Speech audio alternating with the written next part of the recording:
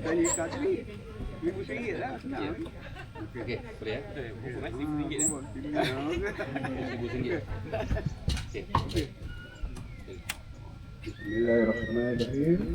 Muhammad Adil bin Fauzi, aku nikahkan kau dengan anakku Nurul Huda binti Zahri dengan mas kahwin RM1,000 tunai.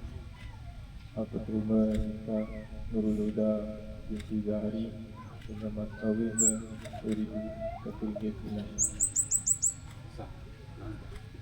Alhamdulillah, Al-Fatihah. A'udzubillahi minasyaitonir rajim. Bismillahirrahmanirrahim. Alhamdulillahi rabbil alamin, arrahmanir rahim, maliki yaumiddin. Iyyaka na'budu wa iyyaka nasta'in. Ihdinas siratal mustaqim. Siratal ladzina an'amta 'alaihim ghairil maghdubi 'alaihim waladdallin. Amin. أعوذ بالله السميع العليم من الشيطان الرجيم. بسم الله الرحمن الرحيم. الحمد لله رب العالمين. الصلاة والسلام على أشرف الأنبياء والمرسلين وعلى آله وصحبه أجمعين. Ya Allah, Tuhan kami, berkatilah kedua pengantin ini, Ya Allah, dan pertemukanlah mereka dalam keadaan kebaikan yang semata-mata, Ya Allah. Ya Allah, Tuhan kami, mesrakanlah mereka sebagaimana Engkau mesrakan tanah dan air, Ya Allah. Ya Allah, Tuhan kami, pertemukanlah mereka dengan penuh mesra dan kasih sayang berkekalan, sebagaimana Engkau jadikan antara hamba-hamba-Mu, Nabi dan Rasul-Mu.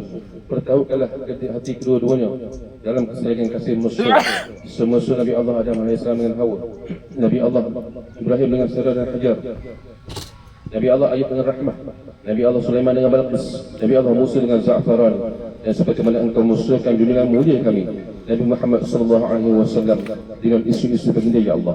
Ya Allah, Tuhan kami, kurniakanlah dan kekalkan sifat mesra, suasana mahabbah dan kasih sayang berkekalan antara kedua pengantin ini, Ya Allah.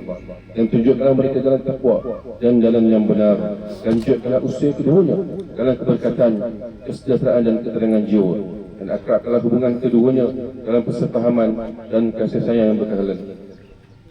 Dan jadikanlah mereka daripada golongan orang yang diridai oleh Allah